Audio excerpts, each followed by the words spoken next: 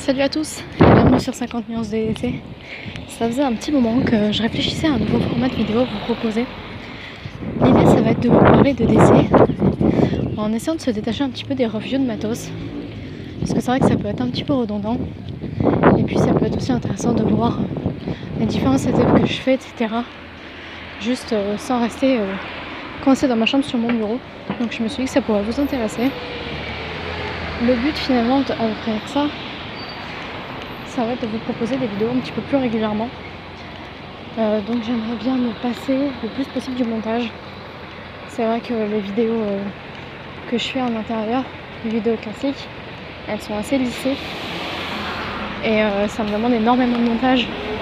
Sur ma dernière vidéo sur les faux bug out, j'ai dû passer quelque chose genre 3h, 3h30 de montage, plus l'export qui dure une éternité, la mise en ligne, etc. C'est vrai que c'est beaucoup de taf pour des vidéos qui sont courtes. Donc là je vais essayer de faire un autre format, voir si ça me demande un petit peu moins de taf, puis voir si ça vous plaît. Et puis c'est parti. Le premier truc dont j'aimerais vous parler, ça va être mes clés. Mon setup clé, j'utilise vraiment au quotidien. Pourtant il y a des trucs qui tournent, autant ça bouge pas. Donc j'utilise dans un premier temps le keybar. Alors c'est vraiment pas mal, ça évite de faire du bruit, ça gigote pas, que ce soit dans le sac ou dans la poche. Donc c'est pour ça que je l'ai adopté vraiment. Et puis ce qui est super pratique, c'est que tes clés elles ont toujours la même forme. Quand tu as un trousseau un petit peu large, c'est vrai que suivant comment tes clés se mettent, etc. Des fois ça passe dans ta poche, des fois ça passe pas, c'est chiant. Moi j'aime bien quand c'est simple, j'aime bien les trucs simples. Et ça c'est vrai que c'est cool. Je sais que s'il passe dans cette poche, donc que ce soit le mardi ou le jeudi, il passe dans cette poche quoi. Par contre, point négatif que j'aime pas du tout, c'est le clip. Alors déjà on est sur un clip qui va laisser le keybar dépasser de peut-être un bon centimètre et demi je pense. Alors d'un côté c'est pas mal parce qu'on peut la gripper facilement et le dégainer vraiment vite. Par contre l'inconvénient ça dépasse quoi. Donc c'est moche, c'est pas confortable. Moi j'aime bien quand c'est un peu plus discret. Alors ils vendent des deep clips, des clips profonds qui passent par-dessus comme ça. L'inconvénient c'est que c'est vachement cher. Je crois que c'est genre 30 balles le clip. Le keybar, il me semble que sur ce modèle là, il doit valoir aux alentours de 40 €. Ce qui est déjà... J'aime pas dire que c'est cher parce que c'est relatif, mais c'est déjà une somme. Après, deuxième inconvénient au niveau du clip, il clip pas très bien quoi. Faut pas compter que sur le clip pour être sûr de pas le perdre. Donc moi j'ai déjà failli le paumer plusieurs fois. C'est vrai que il glisse. Alors sur une poche un peu épaisse ça va, genre une poche de gros sweat ou quelque chose comme ça. Par contre sur une poche genre de jean, c'est mort, il va glisser. Donc c'est pour ça que j'ai mis un deuxième truc. C'est ça. C'est un mousqueton quoi. C'est ce qu'on appelle un S-binner, c'est un double mousqueton. C'est vachement pratique parce que du coup moi je m'en sers pour l'accrocher à ma ceinture, sur les passants de ceinture de mon jean. Comme ça je suis sûre que ça bouge pas. Et en plus, parce que je suis un peu psychopathe, je sais pas, je glisse le clip dans ma poche de jean. Comme ça ça évite de valdinguer contre mes cuisses. Puis c'est vachement plus confortable, mais je suis quand même sûre qu'il tombe pas. Donc voilà, mousqueton en S, je trouve ça super pratique. Et puis après quand je le glisse dans mon sac, je peux l'accrocher par exemple à des zips, à des passants de zip de fermeture, les petits trucs ding là qui dépassent. Donc je peux l'accrocher là-dessus. C'est hyper efficace aussi. Donc c'est pour ça que j'aime bien ce système. Après avant-dernier truc plutôt que j'ai sur mes clés, ça va être ça. Ça c'est une petite Olight. Donc vous savez que je suis assez fan de cette marque. C'est la I1R2 EOS. Alors je sais plus exactement combien elle fait de puissance. Je crois que la première puissance ça doit être 5 lumens. Et la puissance la plus forte ça doit être aux alentours de 110 lumens. Il faudra que je vérifie. Mais voilà, on est sur un truc qui a 2 puissances. Franchement, on n'a pas vraiment besoin de plus en EDC quoi. La faible puissance pour un truc un peu du quotidien. Et puis quand tu as besoin de voir un peu plus loin, que tu te promènes ou quoi, c'est vrai que c'est bien que ça crache un peu plus. Ce que j'aime bien avec cette lampe, c'est ça. C'est rechargeable. un micro USB. Et ça putain bah c'est ce qu'il y a de plus pratique je trouve au niveau du rechargement. Les piles bah ça m'énerve, je pense jamais à les changer. Et puis les câbles de rechargement propriétaires en marque, bah c'est sympa, c'est efficace, ça va 5 minutes mais tu te retrouves à trimballer un câble à chaque fois quoi. Donc là ça marche avec un câble de téléphone ou un câble standard classique.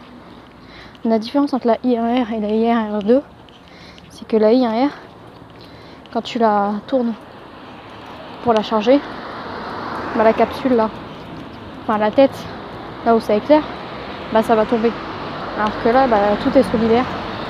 Donc ça, à mon avis, c'est vraiment un super truc qu'ils ont fait à ce niveau-là. Donc voilà. 2 puissances. Dernier truc que j'ai sur mes clés. Peut-être que vous connaissez pas, je sais pas. C'est ça. Ça, vous l'avez vu dans la vidéo unboxing. Bah d'ailleurs, ça vient avec le magnet. Avec le Kiba. Donc c'est la marque Kiba. Donc c'est le magnet, vous avez compris. Le truc en fait c'est tout simplement 2 magnettes qui va venir solidariser 2 items ensemble. Et voilà, ça s'accroche façon porte-clés.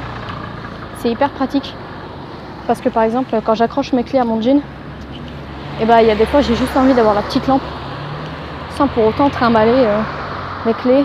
Enfin, c'est pas que ça pèse lourd ou quoi, mais c'est juste que quand t'as besoin de ça, bah t'as pas envie de transporter ça quoi. Du coup bah j'y détache, j'ai pas besoin d'aller trifouiller dans le S-binner, de faire tomber des trucs ou je sais pas quoi. Tout reste accroché, juste je tire. Et puis voilà, j'ai juste ma lampe qui vient. Je trouve ça super pratique. Voilà, c'est vraiment, à mon avis, c'est vraiment un item sympa. En tout cas perso, il me convient vachement bien. Et la raison principale pour laquelle j'ai opté, et surtout j'ai gardé ce petit truc, c'est que bah, chez moi dans l'entrée, il y a un frigo. Donc le frigo forcément c'est magnétique. Et du coup quand j'arrive chez moi je détache ça, j'y clip sur le frigo et je sais que bah ça bouge pas quoi. Donc voilà, je sais que mes clés sont toujours à cet endroit là. J'ai pas besoin de les chercher. Est-ce qu'elles sont restées dans mon jean? Est-ce qu'elles sont dans une veste? Est-ce qu'elles sont sur mon bureau? Bah non, elles sont sur le frigo et puis en fait ça bouge pas. Donc ça si vous êtes un peu tête en l'air, comme bah, c'est mon cas, je passe mon temps à paumer des trucs. C'est vrai que ça c'est vraiment un bon système. Après bah parlons un peu d'essai, parce que je suis dans mes poches aujourd'hui, parce que j'ai pas que mes clés. Le truc que j'ai tout le temps bah c'est une lampe. Alors en ce moment c'est la Revivon que je porte autour du cou, parce qu'elle est vraiment légère. Et je trouve que c'est vraiment une super lampe. Point de vue polyvalence, efficacité, compacité. Voilà, grosso modo, quand j'achète quelque chose pour mon EDC, je recherche dans un premier temps la polyvalence et ensuite la compacité. Et à mon avis, celle-là, c'est une des meilleures dans les 2 domaines.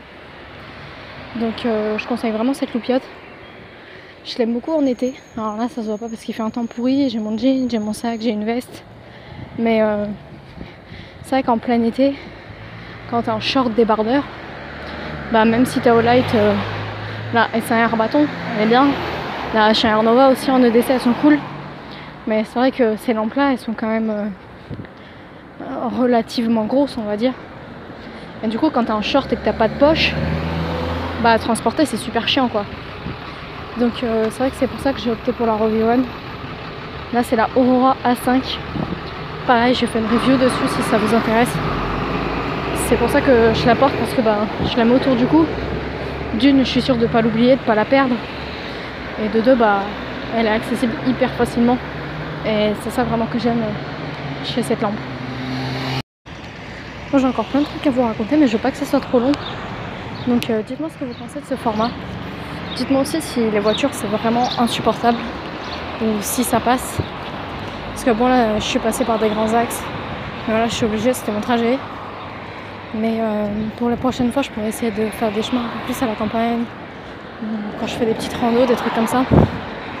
En tout cas voilà, ça permettrait vraiment d'avoir un contenu plus régulier, plus diversifié aussi.